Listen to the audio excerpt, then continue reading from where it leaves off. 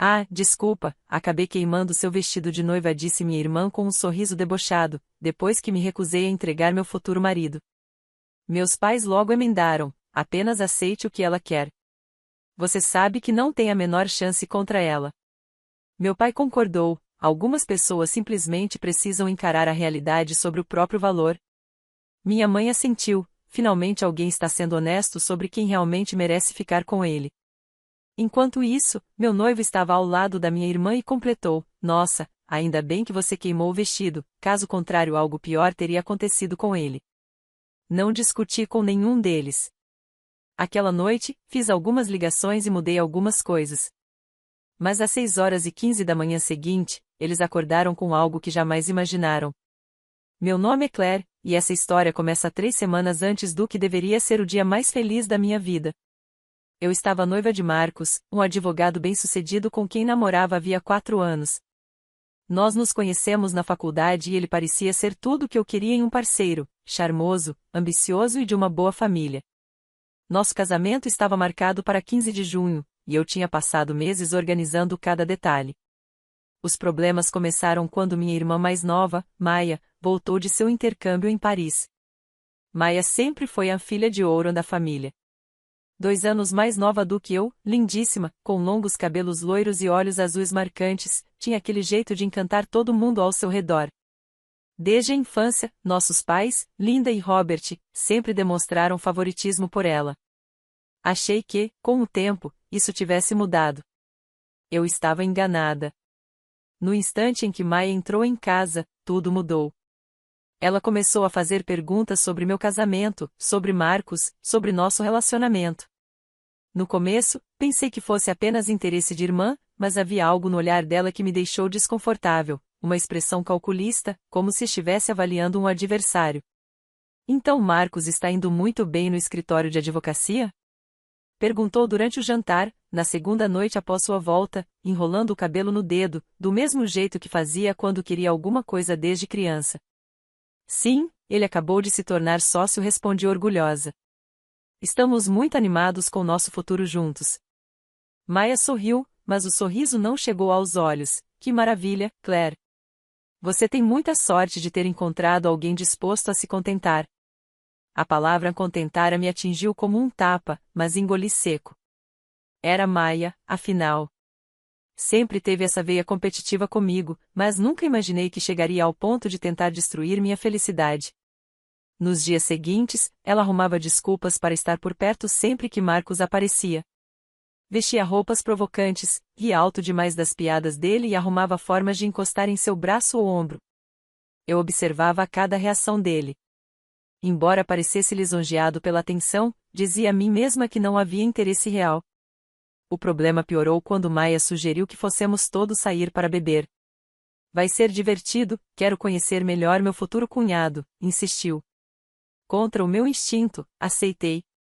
No restaurante, ela pediu o vinho mais caro da carta e monopolizou a conversa, contando histórias de Paris, dos homens que conheceu e das aventuras que viveu. Se apresentava como uma mulher sofisticada e cosmopolita, enquanto fazia comentários sutis para me diminuir.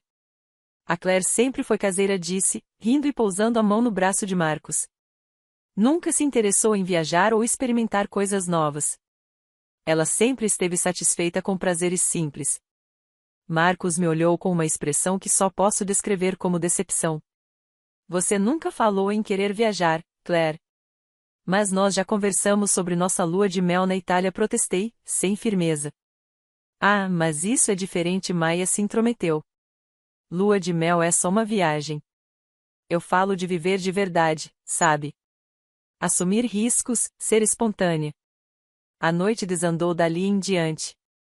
Maia se colocou como tudo que eu não era, aventureira, empolgante, sofisticada.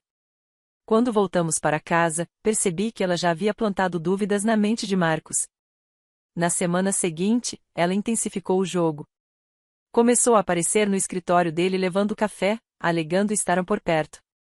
Mandava mensagens sem parar, com fotos de viagens e pedindo conselhos sobre oportunidades na cidade. Quando a confrontei, ela apenas riu. Ah, Claire, não seja paranoica. Estou só sendo simpática. Além disso, se Marcos realmente te ama, um pouco de conversa com sua irmã não deveria te ameaçar. Mas não era só conversa, e nós duas sabíamos disso. Maia estava minando meu relacionamento pouco a pouco, e o pior era que parecia estar funcionando.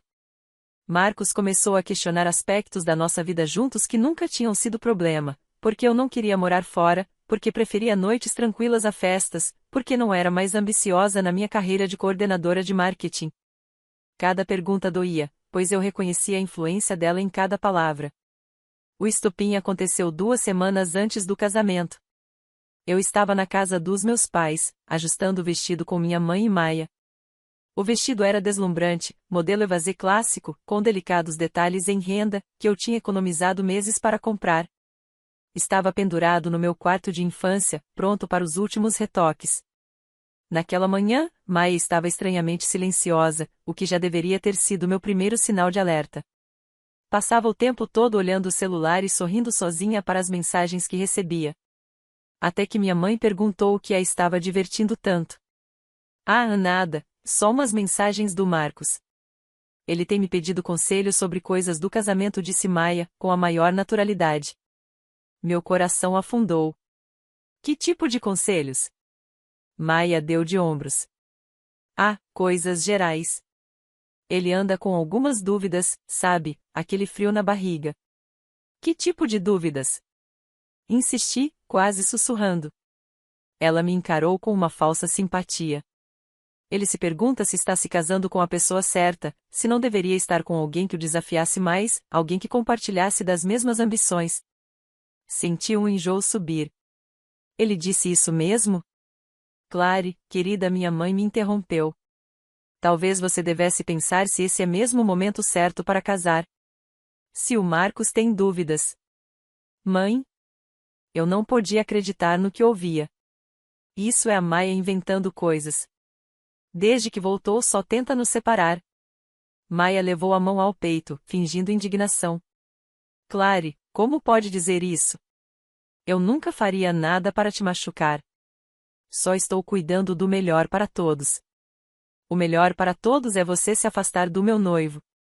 Foi então que a máscara de Maia caiu de vez. O rosto dela se contorceu em algo feio e cruel. Seu noivo, Claire? Vamos ser honestas. O Marcos está muito acima do seu nível, e todo mundo sabe disso. Ele é bem-sucedido, lindo, ambicioso. O que ele enxerga em uma coordenadora de marketing sem graça, que nunca foi a lugar nenhum nem fez nada interessante? Eu fiquei paralisada, chocada, mas ela não tinha terminado. Olha pra gente, disse, gesticulando entre nós duas. De verdade, olha pra nós. Quem você acha que um homem como Marcos escolheria naturalmente? Antes que eu respondesse, Maia foi até onde meu vestido de noiva estava pendurado. Sabe de uma coisa? Acho que está na hora de alguém te ajudar a encarar a realidade. E, diante de mim e da minha mãe, tirou um isqueiro do bolso e encostou a chama na barra do vestido. Maia, não! Gritei, correndo em sua direção. Mas já era tarde. O fogo se espalhou pelo tecido delicado, e em segundos meu vestido dos sonhos estava em chamas. Conseguimos apagar rápido, mas ele foi destruído. Restaram apenas pedaços carbonizados e o cheiro de fumaça. Ops, desculpa, disse Maia com um sorriso debochado que fez meu sangue ferver. Queimei seu vestido de noiva sem querer. Fiquei parada, em choque, olhando para os restos do vestido com o qual sonhava me casar. Mas o que aconteceu em seguida foi ainda pior do que vê-lo queimar. Apenas aceite o que ela quer, disse minha mãe com calma. Você sabe que não tem chance contra ela. Virei para encará-la, sem acreditar. Mãe, ela acabou de destruir meu vestido de noiva. Meu pai, que subira ao quarto quando ouviu a confusão, olhou a cena e balançou a cabeça. Algumas pessoas precisam aceitar a realidade sobre o próprio valor. Minha mãe assentiu, satisfeita. Finalmente alguém está sendo honesto sobre quem realmente merece ficar com ele. Eu não podia acreditar. Meus próprios pais estavam do lado da Maia, como se ela tivesse me feito um favor. Foi então que ouvi passos na escada. Marcos apareceu na porta. Por um instante, senti alívio. Ele teria que se indignar com o que Maia fez. Teria que me defender. Mas, em vez disso, olhou para o vestido queimado, depois para Maia, e sorriu. Nossa, ainda bem que você queimou o vestido. Caso contrário, algo pior teria acontecido com ele. O mundo parou de girar. Olhei para as 4 pessoas que mais deveriam me amar e percebi que todos tinham se virado contra mim. Minha irmã tinha armado tudo. Meus pais a apoiavam. E meu noivo estava junto deles. O que você está dizendo? Sussurrei. Marcos pareceu levemente desconfortável, mas não recuou. Clary, precisamos conversar. A Maia e eu nos aproximamos nessas últimas semanas. Percebemos que temos mais em comum do que você e eu. Você vai me deixar pela minha irmã? Estou escolhendo a pessoa certa para mim, disse, em tom defensivo. A Maia me entende de um jeito que você nunca conseguiu. Olhei para minha irmã, que quase brilhava de triunfo. Ela tinha vencido, e sabia disso. Mas, em vez de chorar, implorar ou fazer escândalo, fiz algo que surpreendeu a todos, inclusive a mim mesma. Não discuti. Apenas olhei mais uma vez para cada rosto, a satisfação arrogante de Maia, a resistência desconfortável de Marcos, a aprovação fria dos meus pais. Então balancei a cabeça em silêncio. Tudo bem, disse apenas. Eles se entreolharam, pegos de surpresa. Maia franziu a testa, esperando mais resistência. Tudo bem? Sim, respondi, com uma calma estranha. Tudo bem, você venceu.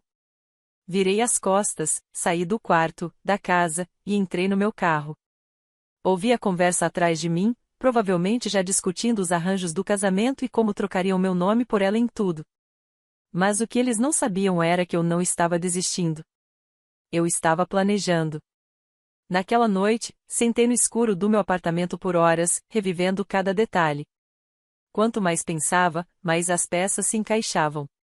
O retorno repentino da Maia de Paris, seu interesse imediato por Marcos, a forma como se colocou como tudo que eu não era. Nada disso foi espontâneo. Foi calculado. Planejado. Deliberado. Lembrei de quando ela insistiu em mexer nas minhas coisas logo que chegou, dizendo que queria se atualizar da minha vida. Vasculhou meu planner de casamento, meus álbuns de fotos, até meu notebook. Achei que fosse pura curiosidade, mas agora percebia que ela estava reunindo informações. Pensei também em Marcos, e em como ele mudou tão rápido de ideia sobre nós. Um homem que esteve comigo 4 anos não cria dúvidas do nada. Alguém vinha soprando no ouvido dele, fazendo questionar tudo o que antes era certeza. E então, exatamente como Carol tinha me alertado, meus pais vinham usando, aos poucos, o dinheiro do meu fundo de confiança para bancar o estilo de vida da mamãe e ainda reforçar a própria aposentadoria. Peguei o celular e comecei a rolar mensagens antigas, procurando pistas que talvez tivesse ignorado.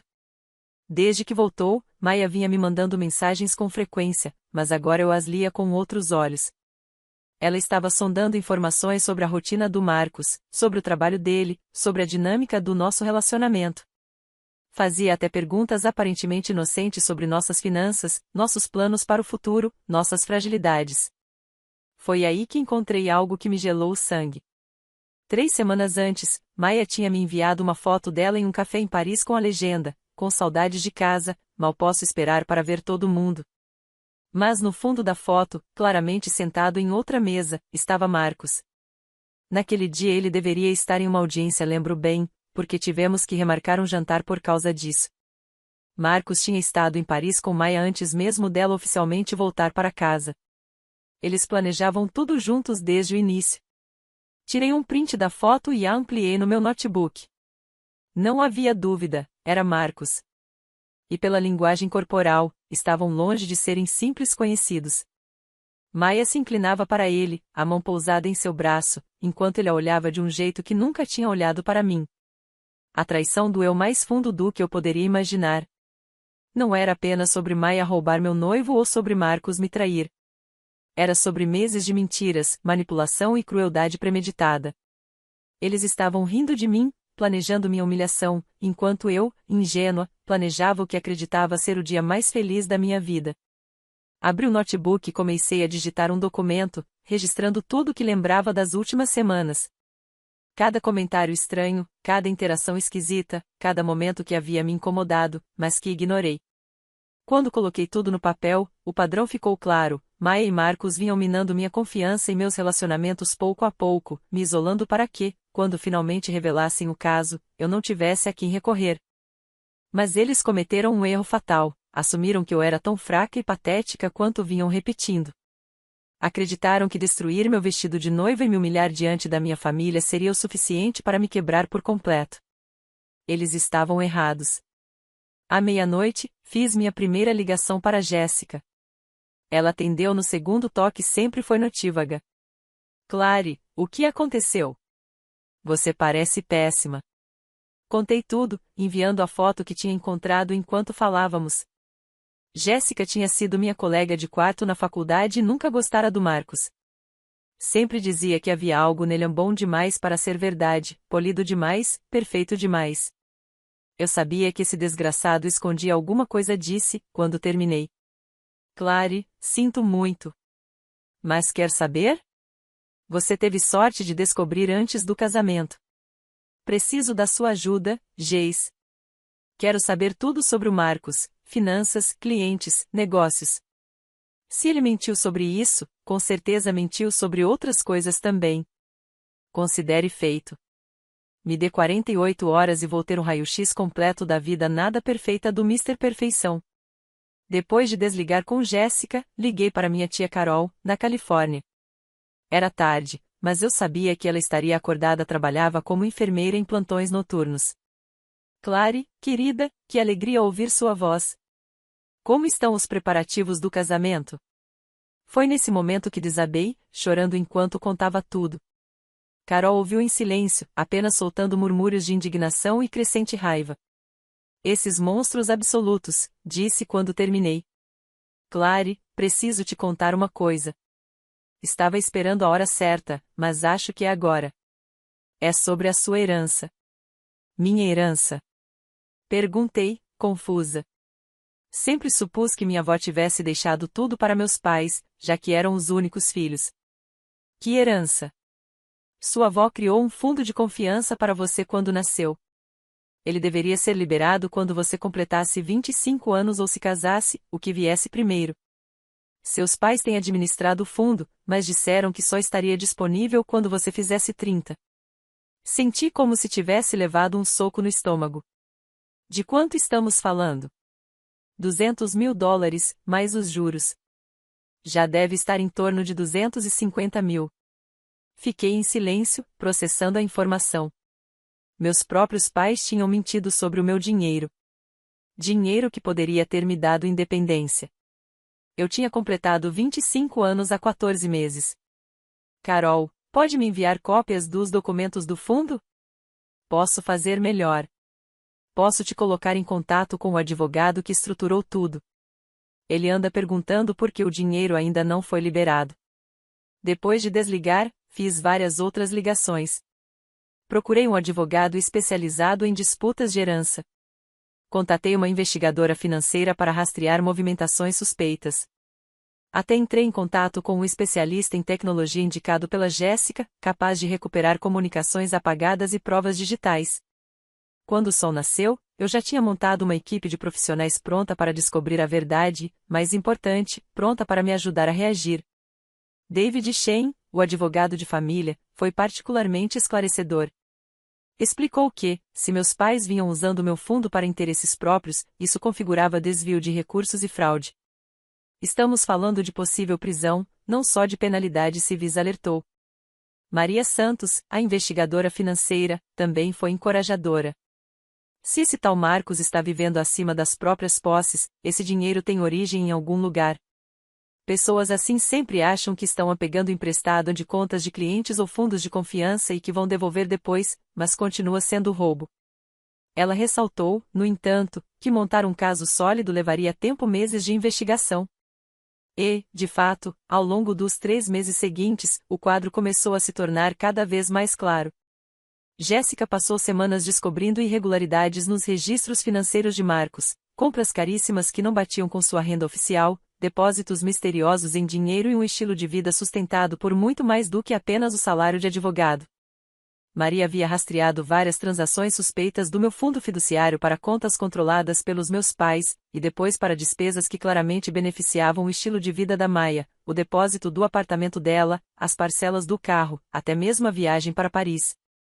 O especialista em tecnologia, que só atendia pelo nome Alex, conseguiu recuperar algumas mensagens de texto apagadas entre Maia e Marcos a partir de registros da operadora e backups na nuvem. Embora o processo tivesse levado semanas e exigido intimações judiciais, as mensagens eram incriminadoras. Elas mostravam uma campanha deliberada para destruir meu relacionamento, com Maia fornecendo detalhes íntimos sobre minhas inseguranças e Marcos traçando estratégias para me fazer duvidar de mim mesma. Uma troca de mensagens, em especial, ficou gravada em minha mente. Maia, ela já é insegura por não ser aventureiro bastante. Continue forçando esse ponto, Marcos. Marcos, meu Deus, ela é tão previsível. Hoje à noite vou perguntar por que ela nunca quer viajar para lugares interessantes. Maia, perfeito. E eu vou continuar insinuando como a carreira dela é entediante. Logo ela vai acreditar que não te merece. Marcos, isso é fácil demais. Às vezes até sinto pena dela. Maia, não sinta. Ela recebeu tudo de bandeja por tempo demais. Está na hora de alguém mostrar o que é competição de verdade. Ler aquelas mensagens me despertou uma fúria tão pura que quase pareceu libertadora. Eles não apenas me traíram, eles se divertiram com isso. Transformaram minha destruição em um jogo, rindo da minha dor enquanto planejavam o futuro juntos. Mas, junto com a raiva, senti também algo diferente, uma determinação fria e calculista. Se eles queriam brincar, eu mostraria o que era uma jogadora de verdade. Eu tinha tempo agora, e iria usar cada dia dele com sabedoria. 3 meses depois daquele dia horrível, finalmente estava pronta para agir. Numa terça-feira de setembro, tive minha reunião com Richard Harrison, o maior cliente de Marcos. Já o havia encontrado algumas vezes em eventos do escritório, e ele sempre se mostrará gentil, perguntando sobre meu trabalho e meus interesses de forma genuína. Sua empresa, Harrison Industries, era a conta mais lucrativa de Marcos e, segundo a pesquisa da Jéssica, também a origem da maioria das transações suspeitas que ela descobrira. Senhor Harrison, desculpe incomodá-lo, mas tenho algumas informações sobre Marcos que acho que o senhor precisa ver. Passei os últimos 3 meses trabalhando com investigadores financeiros e advogados para documentar tudo. Organizei as provas de forma sistemática, os registros financeiros mostrando movimentações de dinheiro de contas de clientes, a linha do tempo das transações suspeitas, as despesas de luxo que ultrapassavam em muito a renda legítima de Marcos. O rosto de Harrison empalidecia a cada documento que eu colocava sobre a mesa. Você tem absoluta certeza disso? Ele perguntou. Meu investigador verificou cada transação. Ele vem desviando sistematicamente da sua empresa há pelo menos 8 meses. Harrison ficou em silêncio por um longo momento, examinando os papéis. Então pegou o telefone. Preciso ligar imediatamente para o nosso departamento jurídico e pedir que revisem isso junto às autoridades. Se for preciso, abriremos uma denúncia formal e trabalharemos com os promotores. Naquela noite, fui até o novo apartamento da Maia. Ela morava em um prédio de luxo no centro, em um apartamento de um quarto que custava muito mais do que ela poderia bancar com o salário de meio período na boutique onde trabalhava. Segundo a investigação de Maria, o depósito e os 3 primeiros meses de aluguel tinham sido pagos a partir de uma conta que recebia transferências regulares do meu fundo. Maia abriu a porta usando um hobby de seda que provavelmente custava mais do que o salário mensal da maioria das pessoas. O cabelo estava impecavelmente arrumado, a maquiagem perfeita, mesmo já sendo quase 9 da noite. Clary, que surpresa! Não estava esperando você. Ela parecia genuinamente feliz em me ver, o que provava que não fazia ideia do que eu vinha aprontando nos últimos dias. Espero não estar atrapalhando nada, falei com um sorriso. De jeito nenhum. Marcos teve que trabalhar até mais tarde. Alguma coisa sobre reuniões com clientes. Mas precisamos comemorar. Comemorar? Perguntei. Claro. Eu sei que toda essa situação foi difícil, mas acho mesmo que é para melhor. Você e Marcos não eram certos um para o outro, e agora todos podem ser felizes. Entrei no apartamento, observando os móveis caros, as roupas de grife penduradas no closet aberto, as joias espalhadas pelo criado mudo. Tudo comprado com o dinheiro roubado de mim. O apartamento é lindo, comentei. Deve custar uma fortuna. Maia deu de ombros. Marcos tem sido tão generoso. Ele diz que uma mulher como eu merece coisas bonitas. Uma mulher sofisticada, ambiciosa, alguém à altura do sucesso dele. Assenti pensativa. Maia, posso te perguntar uma coisa? Claro. Quando você percebeu, pela primeira vez, que queria o Marcos? Os olhos dela brilharam, claramente animados por falar de sua conquista. Sinceramente, no momento em que vi suas fotos de noivado, pensei, como a Clary, tão sem graça, conseguiu alguém assim? E então comecei a imaginar o que aconteceria se ele conhecesse alguém mais adequado. Então, você planejou tudo isso? Bom, eu não chamaria exatamente de planejar, mas como criar oportunidades para as coisas certas acontecerem. Tirei um envelope da minha bolsa. Falando em oportunidades, isto aqui veio da promotoria. Maia pegou o envelope, já sem o entusiasmo de antes, sentindo que havia algo errado. Seu rosto se desfez ao ler a notificação formal de que estava sendo investigada por cumplicidade em desvio de dinheiro e lavagem de capitais. O quê? O que é isso? Sussurrou. É uma intimação. A promotoria tem provas de que você recebeu dinheiro e presentes comprados com fundos roubados dos clientes do Marcos. A investigação já dura meses. Pela primeira vez desde que tinha voltado de Paris, vi medo verdadeiro nos olhos dela. Isso é impossível. Eu não roubei nada. Não, mas você recebeu conscientemente bens roubados. O aluguel deste apartamento, as parcelas do carro, suas joias, suas roupas, tudo foi pago com o dinheiro que Marcos desviou dos clientes do escritório. Você não pode provar isso. Sorri e tirei o celular do bolso, abrindo a troca de mensagens que Alex havia recuperado. Li em voz alta. Marcos, a transferência foi concluída. Não acredito como foi fácil. A pobre da Clary nem imagina que o fundo dela está pagando pela minha nova vida. Isso foi você, Maia. Enviado há 3 semanas. O rosto dela empalideceu. Como você conseguiu essas mensagens? Eu as deletei. Você devia aprender mais sobre perícia digital antes de tentar apagar provas. Levantei-me e caminhei até a porta. A polícia vai estar aqui em menos de 1 hora. Talvez seja melhor ligar para um advogado. Só não escolha ninguém do escritório do Marcos. Eles terão seus próprios problemas para resolver. Quando alcancei a porta, ela gritou, desesperada. Clary, espera. A gente pode resolver isso. Eu sou sua irmã. Virei-me pela última vez. Lá estava ela, no meio do apartamento luxuoso, cercada de coisas compradas com dinheiro roubado, finalmente entendendo que suas ações tinham consequências. Algumas pessoas, murmurei baixinho, só precisam encarar a realidade sobre o próprio valor. Naquela noite, fiz mais algumas ligações, ajustei alguns detalhes e então esperei o processo legal seguir seu curso. Mas, às 6h15 da manhã seguinte, eles acordaram com algo que jamais poderiam prever. A primeira ligação foi para minha melhor amiga, Jéssica, que trabalhava como investigadora particular. Geis, preciso que você cave fundo. Quero tudo o que puder encontrar sobre Marcus Hartwell e o escritório dele. Clary, o que está acontecendo? Seu casamento não é daqui a 2 semanas? Não mais respondi, e contei tudo. Jéssica ficou furiosa por mim, mas manteve o profissionalismo. Me dá algumas semanas. Se houver sujeira, eu vou encontrar. Mas esse tipo de investigação leva tempo para ser feito direito. Minha segunda ligação foi para minha tia Carol, irmã do meu pai. Ela sempre foi ovelha negra da família, morava na Califórnia e nunca se deu bem com meus pais, mas sempre foi carinhosa comigo.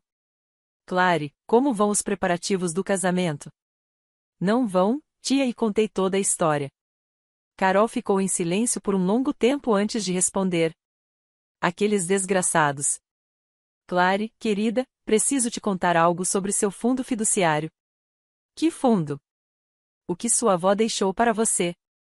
Seus pais disseram que só seria liberado quando você completasse 30 anos, mas nos documentos que eu vi, ele deveria ter sido liberado quando você se casasse ou completasse 25, o que acontecesse primeiro. Você já fez 25 no ano passado. Um choque percorreu meu corpo. De quanto dinheiro estamos falando? $200.000, mais juros. Seus pais estão mentindo e segurando seu dinheiro. A terceira ligação foi para um advogado não do escritório do Marcos, claro, mas um especialista em direito de família recomendado pela Jéssica. Expliquei a situação sobre o fundo e perguntei minhas opções. Se isso for verdade, é desvio de dinheiro, disse David Shen. Seus pais podem enfrentar acusações criminais sérias. A quarta ligação foi para o maior cliente do Marcos, a Harrison Industries. Eu já havia conhecido o CEO, Richard Harrison, em alguns eventos, e ele sempre foi cordial comigo. Pedi uma reunião privada, dizendo que tinha informações importantes sobre Marcos.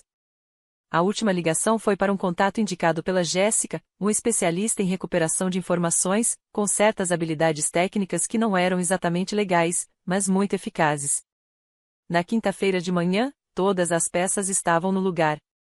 Jéssica havia encontrado exatamente o que eu suspeitava. Marcos não só estava me traindo com a Maia, como também vinha desviando dinheiro das contas dos clientes do escritório para sustentar seu estilo de vida luxuoso. Os registros mostravam meses de manipulação contábil e Jéssica já tinha provas documentadas de pelo menos $150.000 desaparecidos. David Shen entrou com pedido para congelar o fundo fiduciário e preparou acusações criminais contra meus pais por fraude e desvio de dinheiro. O especialista técnico, por sua vez, havia recuperado mensagens e e-mails deletados entre Marcos e Maia, provando que o caso entre eles já durava 3 meses e não apenas desde a volta dela de Paris. Maia havia planejado tudo desde o começo. Na tarde de sexta-feira, encontrei Richard Harrison e mostrei a ele as provas do desvio de dinheiro feito por Marcos. O rosto dele empalideceu ao examinar os documentos. Tem certeza disso? Perguntou. Meu investigador verificou tudo. Ele vem roubando de você há meses. Harrison ficou em silêncio por um instante, depois pegou o telefone. Segurança? Quero o acesso de Marcos Hartwell revogado imediatamente e chamem a polícia. Naquela noite, fui até o apartamento de Maia.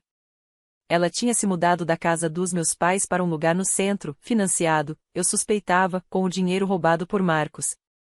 Bati na porta e ela abriu com um sorriso radiante. Claire, não esperava por você. Veio me parabenizar? Marcos e eu estávamos planejando nossa lua de mel. Achamos que Paris seria perfeito, não acha? Parece maravilhoso, respondi, sorrindo. Mas na verdade eu vim lhe entregar algo. Estendi um envelope. Ela o abriu com entusiasmo, esperando algum gesto romântico. Em vez disso, seu rosto se desfez ao ler o mandado de prisão por participação no esquema de desvio de Marcos. As mensagens de texto que Jéssica havia recuperado mostravam que Maia não só sabia do dinheiro roubado, como também ajudara Marcos a escondê-lo e havia recebido presentes comprados com os fundos. O que é isso? Sussurrou. As consequências das suas ações, respondi calmamente. A polícia deve chegar em breve. Talvez você queira ligar para um advogado. Deixei-a parada ali, segurando o mandado, e voltei para casa para esperar. Às 6h15 da manhã seguinte, meu celular tocou. Era Maia, chorando. Claire, você precisa me ajudar. O FBI apareceu aqui com um mandado de busca. Estão dizendo que estou envolvida em crimes financeiros. Isso é um mal-entendido. É mesmo? Perguntei com calma. Claro que é. Eu não sabia de nenhum dinheiro desaparecido. Estranho, porque os investigadores federais têm registros financeiros mostrando transferências para contas suas e documentos de compras feitas com esse dinheiro. Maia ficou em silêncio por alguns segundos. Como você conseguiu esses registros? Digamos que você deveria ter sido mais cuidadosa com o seu rastro. Às 6h30, minha mãe ligou, a voz trêmula. Claire, o que você fez? Há agentes federais na nossa porta com um mandado. Deve ser pelo dinheiro do fundo que vocês vêm roubando de mim nos últimos 14 meses, respondi, sem perder a calma. O testamento da vovó dizia que eu teria acesso quando completasse 25 anos ou me casasse, o que viesse primeiro. Eu fiz 25 anos há 14 meses. Esse dinheiro estava sendo guardado para o seu próprio bem. Não, esse dinheiro estava sendo usado para bancar o estilo de vida da Maia e a aposentadoria de vocês. Mas não se preocupem, terão bastante tempo para refletir na prisão. Às 7 horas, Marcos ligou do escritório do advogado dele, e não da cadeia. Claire, por favor, você precisa me ouvir. O FBI esteve no meu escritório ontem. É tudo um grande mal-entendido. Eu te amo, não a Maia. Ela me seduziu, me manipulou. Eu ia terminar com ela antes de você descobrir. E também ia devolver o dinheiro que roubou dos seus clientes? Eu não roubei. Só estava pegando emprestado. Ia devolver? Com que dinheiro, Marcos? Com o que planejava roubar de mim através do meu fundo? Ele ficou em silêncio. Foi o que imaginei. Sabe o que é engraçado? Se você tivesse sido honesto comigo, se simplesmente tivesse terminado comigo como uma pessoa decente, nada disso teria acontecido. Mas você escolheu me humilhar, conspirar com a minha família para me destruir. Agora vai ter que encarar as consequências. Ao meio-dia, a notícia já estava em todos os jornais locais: advogado renomado sob investigação federal por desvio de dinheiro. A foto de Marcos estava estampada em todas as manchetes. Nos meses seguintes, os processos avançaram, lentamente mas com firmeza. Maia foi presa 6 meses depois, acusada de participação em lavagem de dinheiro. Meus pais foram indiciados 8 meses depois por fraude e desvio do fundo de menor. Cancelei o local do casamento, o buffet, o florista, a banda, tudo. Expliquei o ocorrido. A maioria ficou horrorizada por mim e devolveu os depósitos sem questionar, alguns até se ofereceram para ajudar caso eu quisesse planejar outro casamento com alguém digno de mim. Marcos acabou condenado a 5 anos de prisão federal e obrigado a devolver todo o dinheiro, com multas. Maia pegou 2 anos de serviço comunitário. Meus pais receberam 3 anos de liberdade condicional e foram obrigados a restituir o fundo, com juros e custas judiciais. Usei parte do dinheiro para fazer aquela viagem a Paris da qual Maia sempre se gabava. O restante investi em voltar para a faculdade, fazer meu MBA e abrir minha própria consultoria de marketing. 6 meses depois do que teria sido meu casamento, conheci David em uma cafeteria perto do campus. Ele era professor de negócios internacionais, e começamos a conversar sobre minhas experiências na Europa. Era gentil, inteligente, engraçado, e valorizava minha força silenciosa em vez de enxergá-la como uma fraqueza. 1 ano depois, quando David me pediu em casamento, eu disse sim. E dessa vez, ao caminhar pelo corredor com um vestido ainda mais bonito que o primeiro, eu estava cercada por pessoas que realmente me amavam e queriam me ver feliz. Maia me escreveu uma vez da prisão perguntando se eu poderia perdoá-la e se poderíamos voltar a ser irmãs. Respondi de forma simples: algumas pessoas só precisam encarar a realidade sobre o próprio valor. Marcos escreveu várias vezes, declarando seu amor e implorando por uma segunda chance. Nunca respondi a nenhuma carta. Meus pais tentaram se aproximar através de outros familiares, dizendo que haviam aprendido a lição e queriam a filha de volta. Mas algumas pontes, depois de queimadas, nunca podem ser reconstruídas. Eu me arrependo do que fiz? Nem por um segundo. Eles destruíram meu vestido, mas eu destruí as vidas deles. E, ao contrário do vestido, eles mereceram cada consequência. Às vezes me perguntam se fui longe demais, se não teria sido melhor simplesmente ir embora e recomeçar em outro lugar. Mas a questão é que eles não apenas partiram meu coração ou arruinaram meu casamento. Tentaram destruir minha autoestima, me fazer acreditar que eu valia menos do que realmente valia, roubar meu futuro financeiro e entregá-lo a alguém que já havia tirado tudo de mim. Maia queria tanto a minha vida que esteve disposta a me destruir para consegui-la. Então, dei a ela exatamente o que pediu, as consequências das próprias escolhas. E agora, quando me olho no espelho usando minha nova aliança, casada com um homem que me ama exatamente como eu sou, sei que, às vezes, a melhor vingança não é se irritar. Às vezes, a melhor vingança é revidar. E em certas ocasiões, é conquistar tudo o que você merece enquanto observa aqueles que tentaram destruí-la receberem exatamente o que merecem também. A moral da história? Tenha cuidado com quem você decide enfrentar, Porque nunca se sabe quem tem os recursos, a inteligência e a determinação para garantir que suas ações tenham consequências. E se você vai queimar o vestido de noiva de alguém, é melhor ter certeza de que essa pessoa não tem fósforos guardados.